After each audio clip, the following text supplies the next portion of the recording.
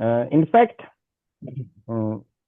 this talk is a continuation or almost the same. I mean, not so much you comparing with what I gave 1 year ago in St. Petersburg, and but nevertheless there is some new development. That is why I decided to give this topic. So I'll start with classical Bernstein polynomials. I guess everybody knows, but nevertheless, I would like to cite Bernstein himself. That is from his paper in Communications of Kharkov Mathematical Society, 1912. And so, his polynomials appeared just from probability theory. So consider an event whose probability is equal to x. We suppose that we perform n trials and that one agrees to pay a player the sum of f of m over n if the event occurs m times. And in these conditions, the mathematical expectation of the player will have the value, okay, that is citation. So it means mathematical expectation of the profit of the player will be equal to Bn fx, of course, is a modern notation. It was not used by Bernstein. Bernstein used just En. And the formula 1 is the first appearance of Bernstein polynomial. And the proof by Bernstein, in fact, uses only the Bernoulli theorem about Bernoulli scheme from probability theory and some simple tricks. So you see that the paper is less than 2 pages and no references. So this was extremely good and very short paper. So, and now I would like to present the theorem, which appeared like a development of Bernstein ideas for very general setting. That is about Korovkin theorem, which was published in 1953. Korovkin said nothing about probability theory, and so he considered a sequence of positive linear operators from the space of continuous functions on the interval to itself, which satisfy, in fact, one condition, namely the convergence of that sequence on 3 functions, x power 0, x power 1, and x power 2, and nothing else. And if that is true, then for every continuous function, the sequence of operators Ln of that function converges to f uniformly on the whole interval AB. And in fact, Korovkin proved it also for an arbitrary Chebyshev system instead of the system of powers. And what was important, that he used it also to deduce a famous Feyer theorem about arithmetical means of the partial sums of trigonometric Fourier series. So, and in fact, a particular case of this theorem for rather general operators of summation type was proved by Bowman just 1 year earlier, and that is why sometimes this theorem is called Bowman-Korovkin theorem. But nevertheless, in full generality, it was published by Korovkin. And the proof, in fact, is a slight development of Bernstein proof. So Korovkin observed what is crucial for the validity of the convergence result. Now, probabilistic interpretation. It was, okay, firstly, I'll give just notations. Notations are standard for probability theory. So omega fp is a probability space. M2 of omega is the space of all real square integrable random variables on omega. And we consider a random scheme of the interval AB, which is by definition a mapping Z from Cartesian product n times AB to the space M2 omega. And expectation and okay, square root of variance are denoted by alpha and x and sigma and x correspondingly.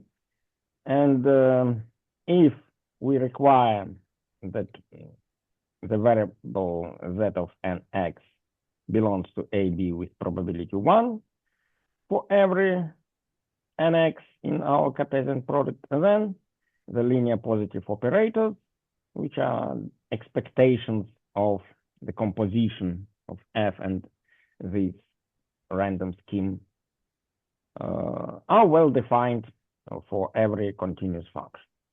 So Feller theorem appeared in his famous textbook on probability theory in second volume. The first edition was published in 1966. He didn't mention Korovkin, but in fact the proof is the same, but only in terms of probability theory. So if the limit of alpha and x equals to x and the limit of sigma and x squared equals to 0 uniformly in x, then the values of operators, those operators are convergent to arbitrary continuous function on the interval AB uniformly on that interval. This is formulation from Altomare Compiti book about Korovkin type approximation theory and its application. And in fact, in that book, the equivalence of Korovkin, Feller, and Weierstrass approximation theorems was proved. Now, quantitative version of Korovkin theorem, and so we use standard notation psi x of t minus x here and in the following. And then under suppositions of Korovkin theorem, for every continuous function, for every delta positive and x in AB, we have such an estimation with the help of modulus of continuity. And in fact, in this form, it appeared in Devore book, which is mentioned here. But of course, this was known also for Korovkin, although he didn't formulate just in that form. It's a little bit different, but essentially. So, and quantitative version of Feller theorem is as follows. So you see instead of values of our operator,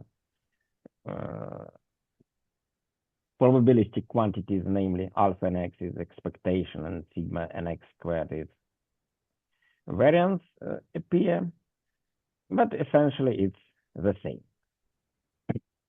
Now, I would like to start with one of generalizations of Bernstein polynomials, namely Bernstein-Kink operators, as they were defined in Altomare Compiti book because of probabilistic interpretation.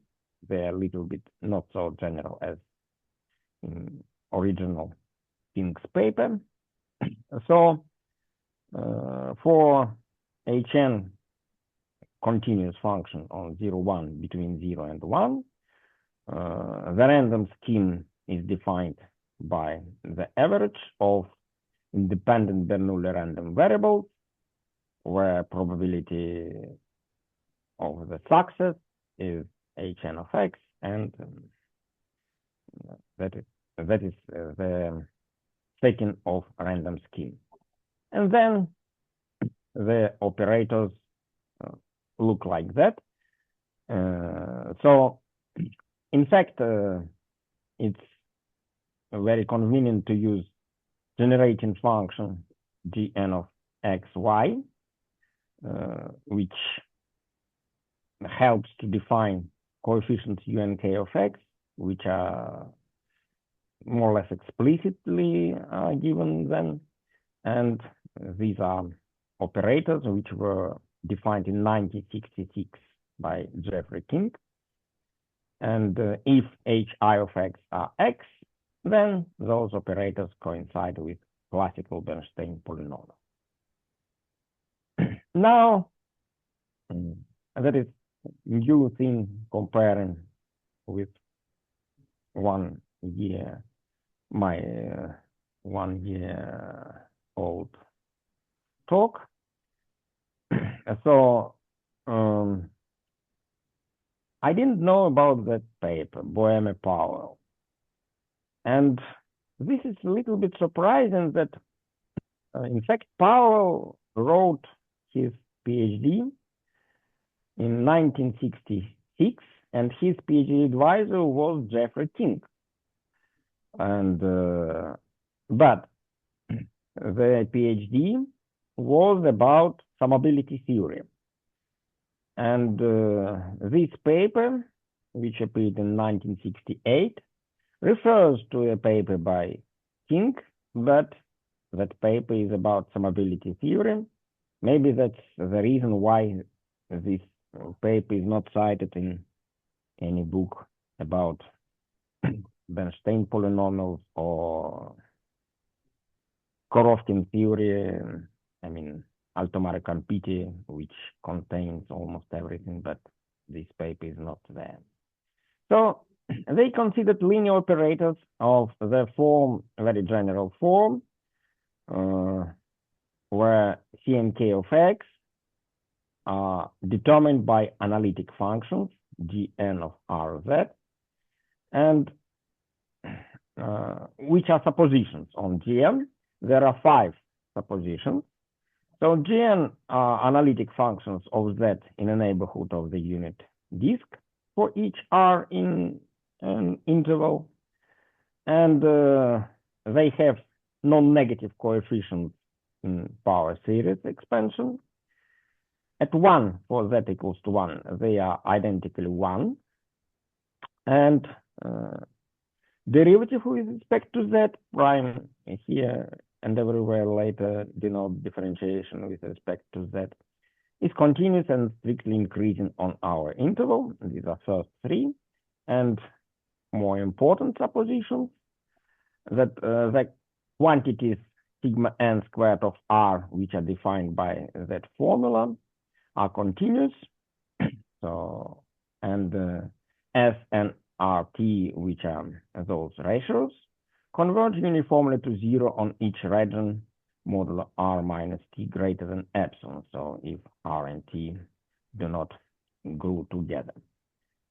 And last supposition, which determines nodes T and K, is that derivative with respect to Z for Z equals to 1 and the points T and K are equal to K if K is between the suitable range, and otherwise they are chosen arbitrarily on the interval I.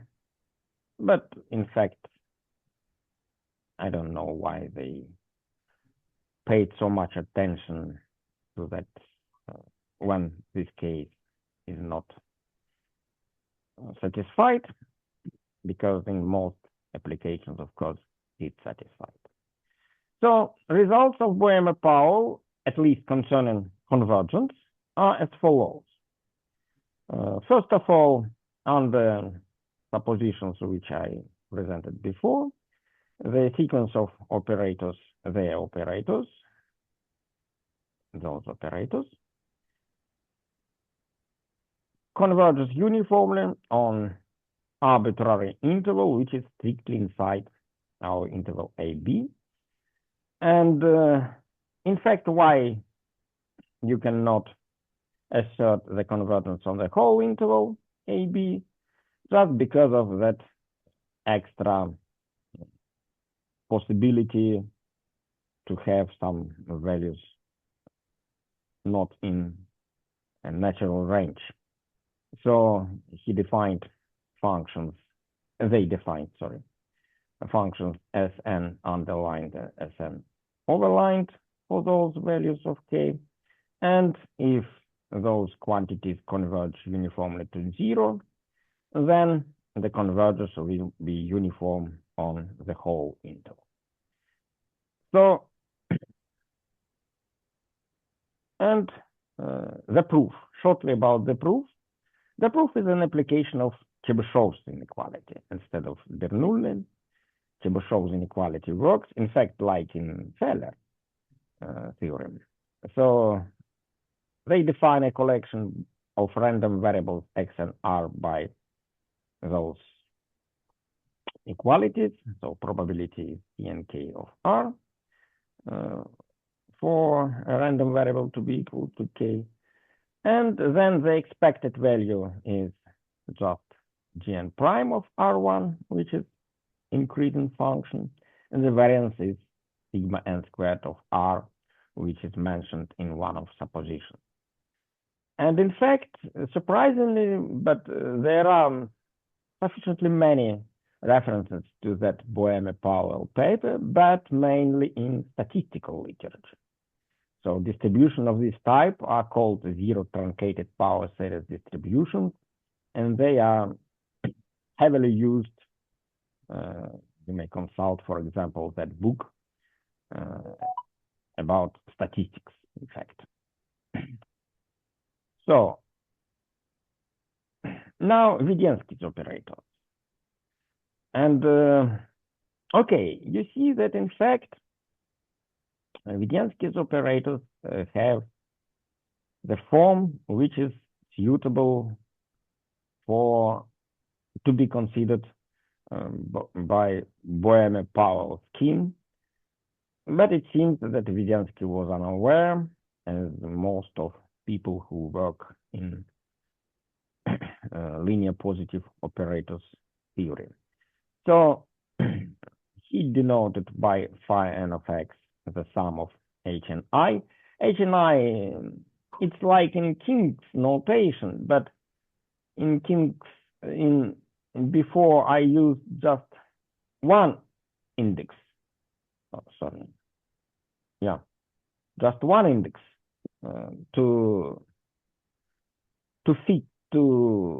better fit to probabilistic scheme.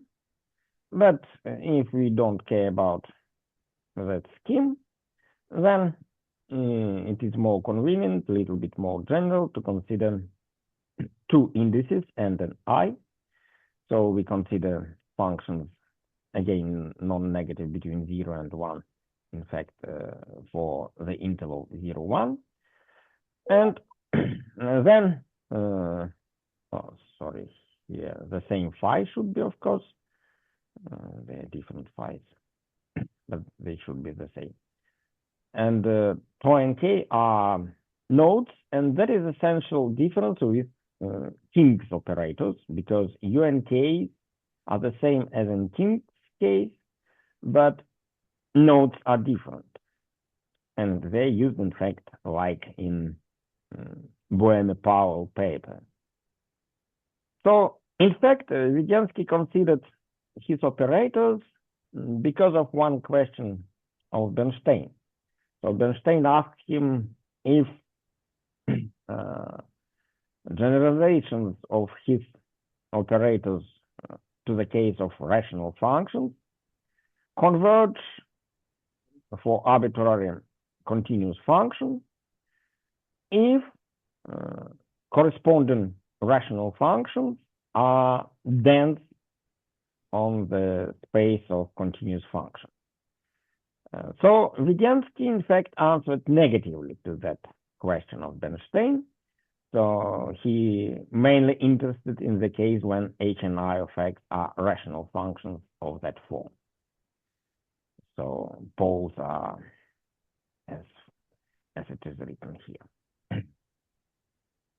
Okay, and so last year I presented, I didn't know at that moment about Bohemian Powell paper, so I considered Vidensky operators in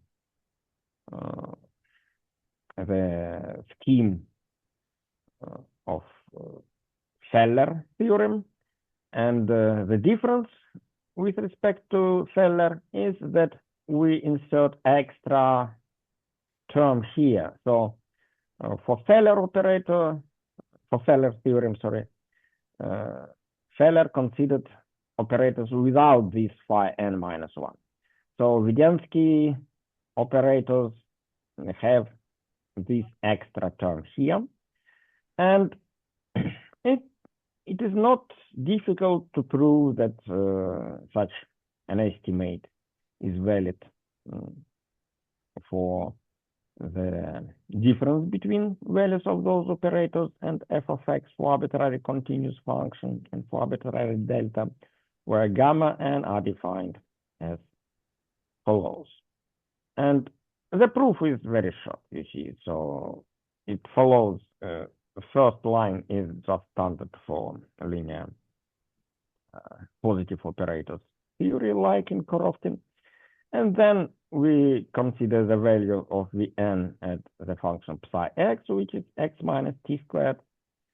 And this will be like that. And then we use, we use this quantity. So it appears here, and we transform that integral to this one, and that is precisely what is in the quantity sigma n x. So almost nothing to do. Now I would like to present one more generalization, that is random scheme for Baskakov-King operators.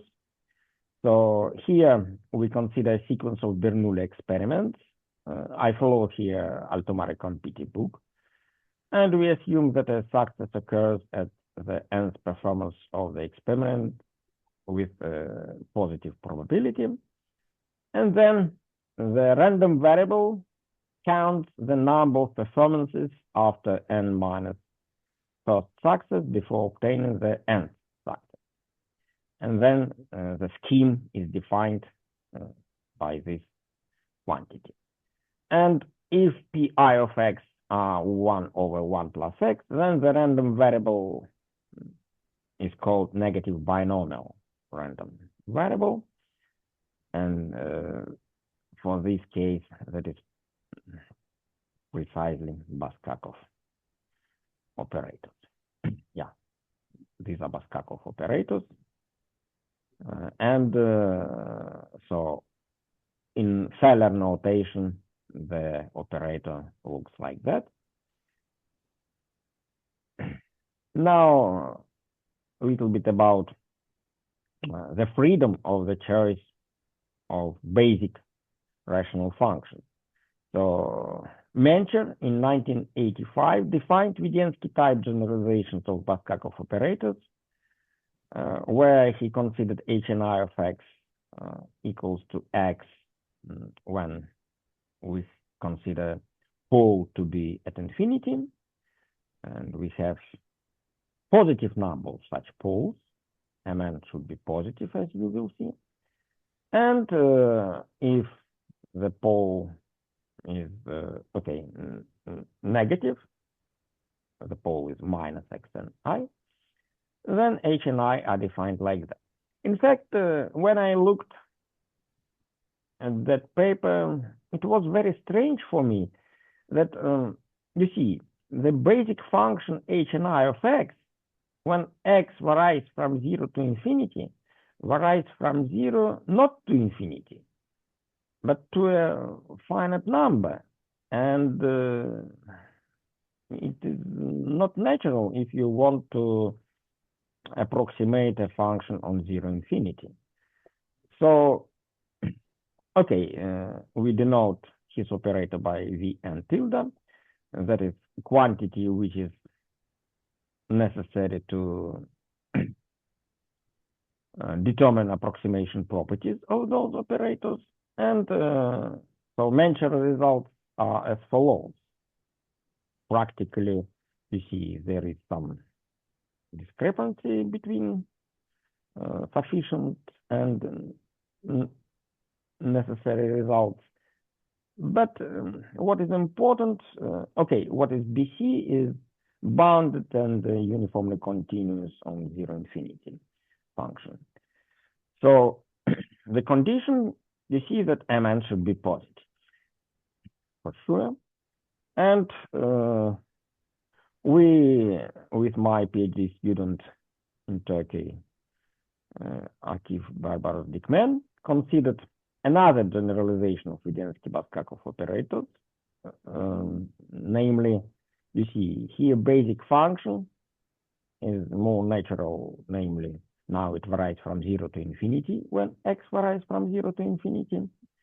And then you see that the condition for the uniform convergence now is not so strict. At least we can consider no poles. We may consider the case when no poles at infinity exist. Okay, so now a little bit about something new. Something new is about Q calculus. That is completely new thing, I mean, which is later, because here is a standard notation from Q calculus, so we consider Q derivative like that, and then Q integers and Q factorials like that, and Q binomial coefficients are defined like that. And then I would like to present Q version of the Boehme-Powell construction. So we consider the same operators then as in Boehme-Powell.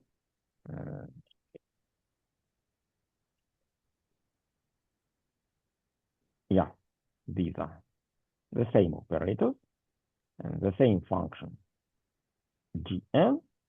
But now, instead of usual differentiating, we take Q derivative. So then suppositions will be slightly different. You see here, we should consider, of course, Q derivative. It should be continuous and strictly increasing. In fact, concerning Q, you see, if we suppose Gn is analytic only neighborhood of the unit disk, then of course Q should be less or equal than 1. But if you extend the domain of Gn further to the complex plane, then Q might be larger.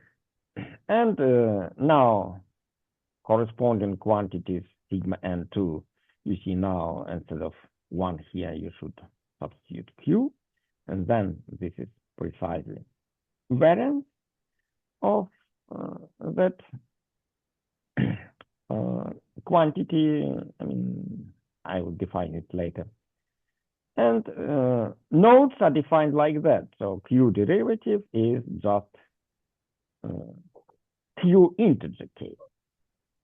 Okay, I preserved the same supposition as in Boehme-Powell, but of course it's more natural to avoid it, to suppose it's always the case, only such case to consider. And now the theorem, which can be proved by direct mimicking of Boehme-Powell proof. So Q version now of the sequence of the operators converges uniformly on the suppositions which I mentioned. And if we suppose additionally that those quantities converge to zero uniformly, and in most of applications it should be identically zero, in fact, then the convergence is uniform on the whole interval AB. And so that's shortly about the proof. You see, the only thing we define now collection of random variables. So here, instead of usual k, we substitute q integer k. And then the expected value is precisely q derivative, and the variance is the quantity sigma n to q, which was defined earlier. And now an application of that q case about Lukács operators. In 1987, Lukács defined a q generalization of Bernstein polynomials as follows. You see B and K are defined like that. And Vidensky observed that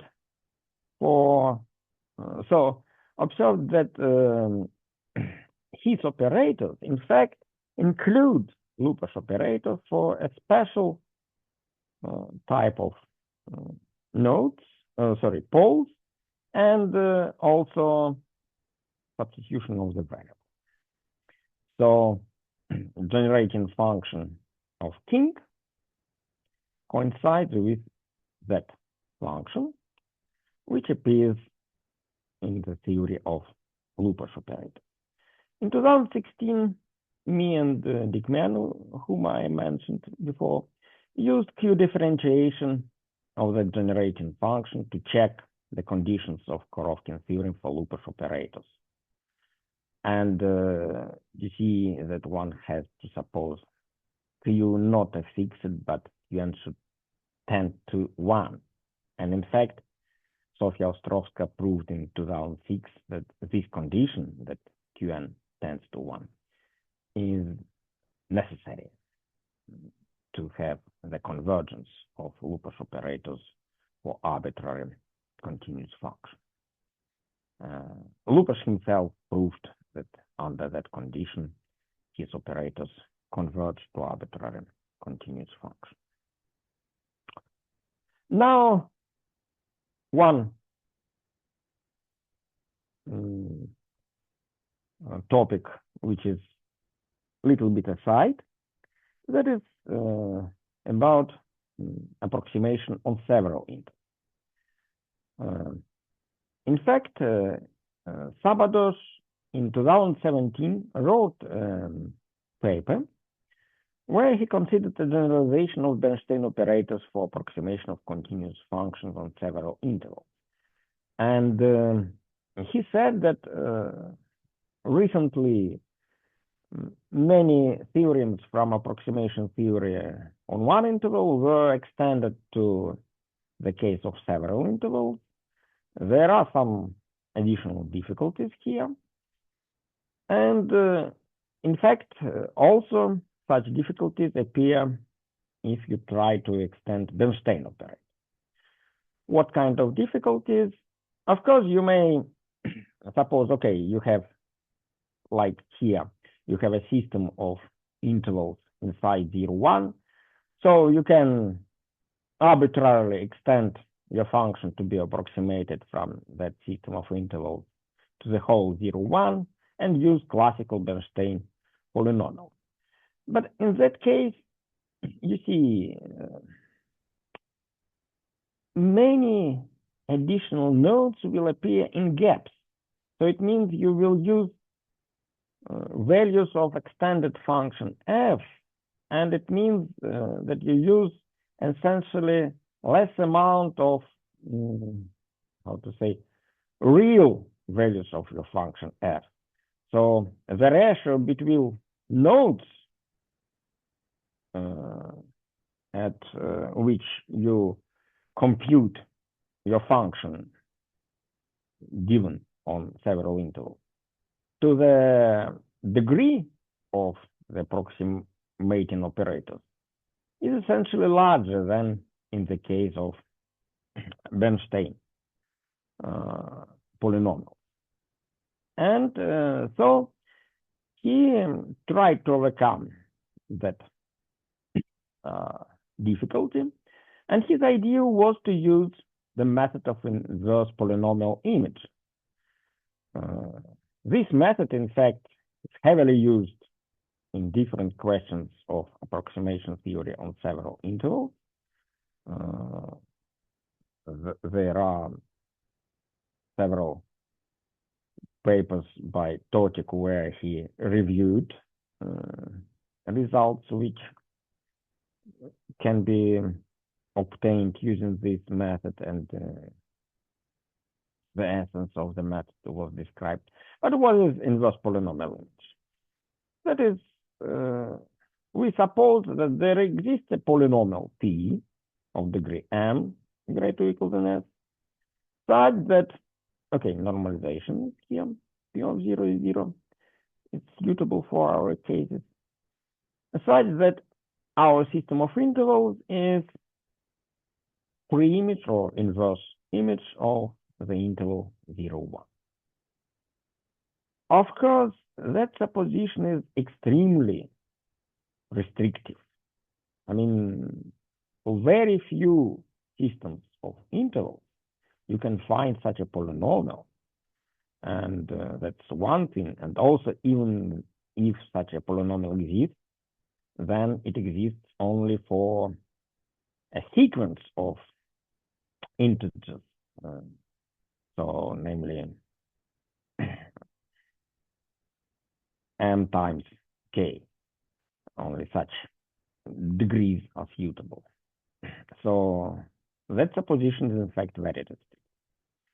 And then, if that supposition is satisfied, he defined the operator as follows. So he denoted by Bn like classical. I used another B. So B and K are classical basis function of Bernstein polynomial. And you see, to B and K, you substitute that polynomial P. And instead of values of the function at nodes, you consider here Lagrange interpolating polynomial for f with which nodes.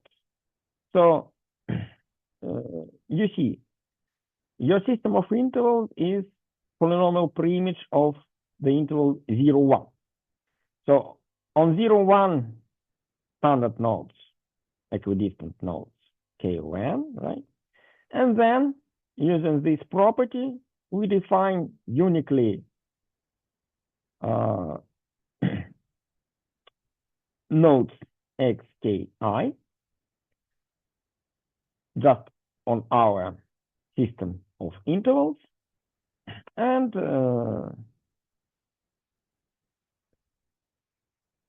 altogether, we have mn plus s points where values of function are used, and then we have this as an operator. And you see that the degree of this operator, so you see Bn is the polynomial of degree n, you substitute the polynomial of degree n, so nm, and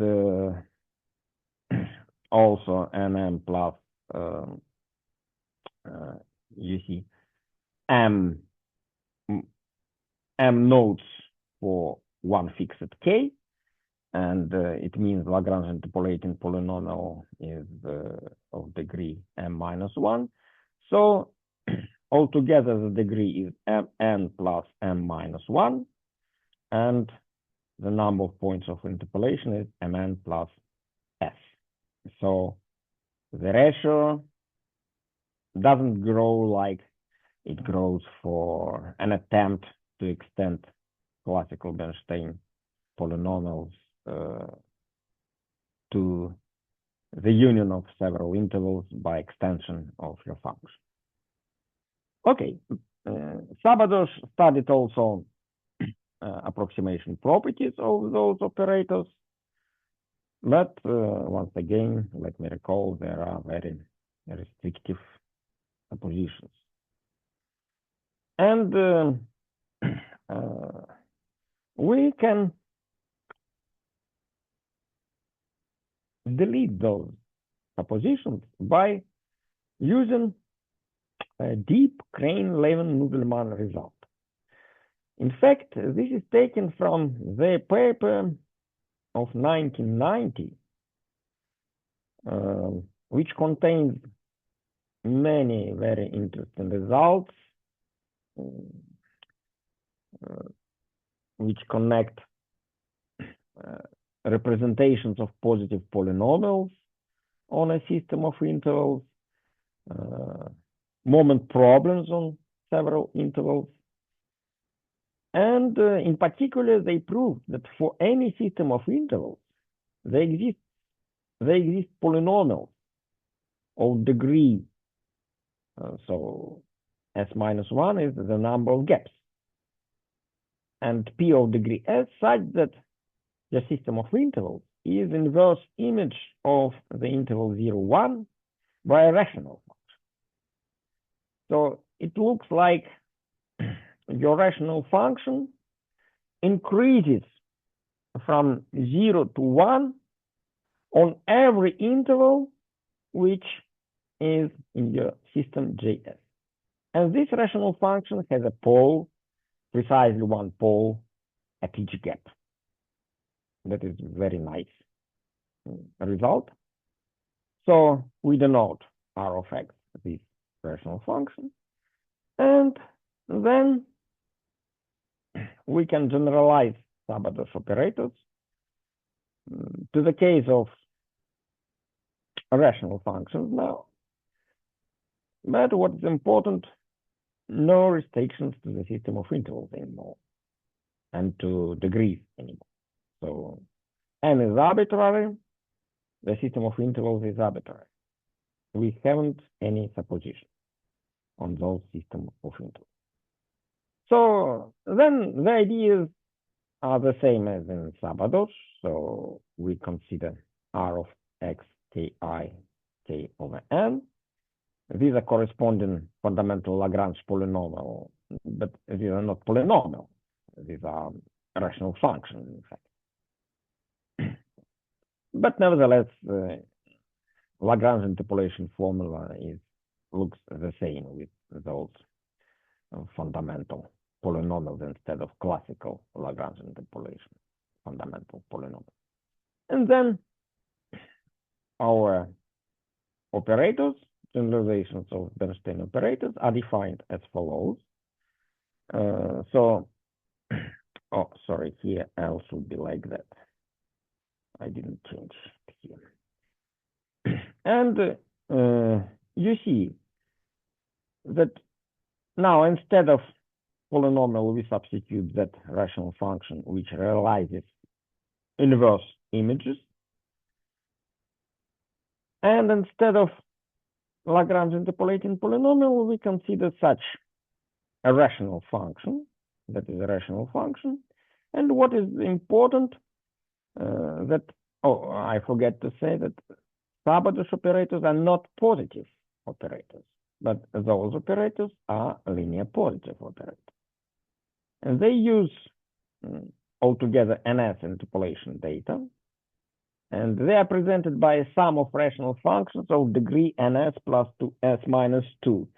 So unfortunately, you see, if you add rational functions of those degrees, then of course the sum will be a rational function of essentially large degree.